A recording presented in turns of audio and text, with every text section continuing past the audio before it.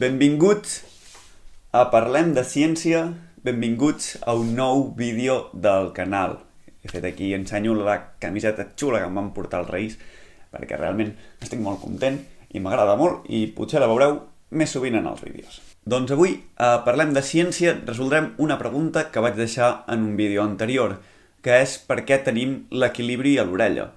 I ho enllaçarem amb un altre tema molt típic i que va molt relacionat, que és per què quan anem amb cotxe o amb barco ens maregem.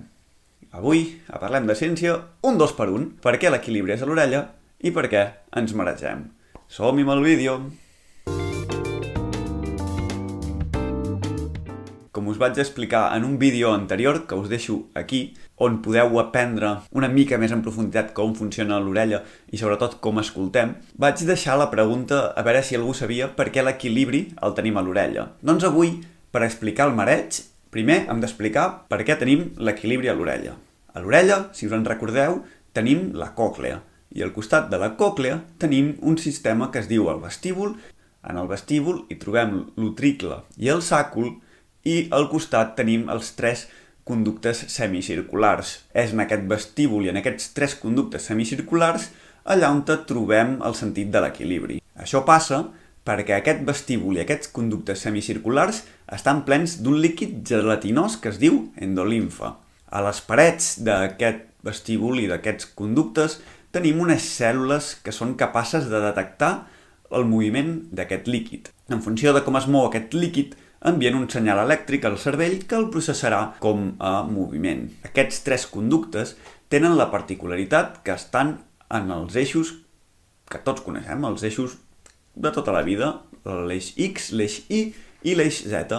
Així, quan nosaltres movem el cap d'aquesta manera o fent aquesta rotació, el líquid dels nostres conductes semicirculars es mou i les cèl·lules el que fan és detectar i enviar al cervell la senyal que el cervell processarà com el moviment que estem fent. L'utricle i el sàcul, a més, aporten altre tipus d'informació, com per exemple si ens estem accelerant endavant o endarrere, o per exemple pujant amunt o avall. Tot aquest conjunt del vestíbul i els conductes semicirculars és el que es diu el sentit de l'equilibri, el que fa que nosaltres quan caminem doncs no caiguem de morros a terra. El mareig parteix doncs d'aquesta mateixa base. El mareig el que passa és que quan anem amb cotxe i estem mirant el mòbil, el nostre cervell rep senyals contradictòries. És a dir, estem en una carretera plena de curves o a dintre una ciutat, el nostre cervell, a partir del sentit de l'equilibri, li arriba que ens estem movent, ja que fem accelerades, el cotxe para o hi ha moltes curves i el nostre cap es va movent, per tant al nostre cervell li arriba la senyal de «Ep,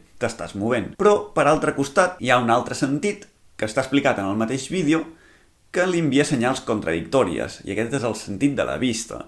Si tenim la vista fixada a un punt, per exemple un llibre o un mòbil, aquesta vista està centrada en un punt fix, per tant no es mourà, i la senyal que li enviaran al nostre cervell és no t'estàs movent. Com que li arriben senyals contradictòries del sentit de l'equilibri i del sentit de la vista, és quan el cervell es fa un liu i acaba amb un mareig. Doncs bé, ja he respost la pregunta d'un vídeo anterior de per què tenim l'equilibri a l'orella i de pas hem explicat per què ens maregem, així que ja sabeu, quan aneu amb cotxe, si conduïu, carretera a la vista, i si no, també. Doncs bé, fins aquí un nou vídeo, espero que us hagi agradat, recordeu que em podeu deixar likes, em podeu deixar comentaris, us podeu subscriure a les xarxes socials, que tot això ja sabeu que m'ajuda molt, ens veiem al proper vídeo, i adeu! Sábado por la mañana, caliente sol de verano y cielo sin nubes, ni una nube. Corriendo calle abajo, saludando a mi princesa.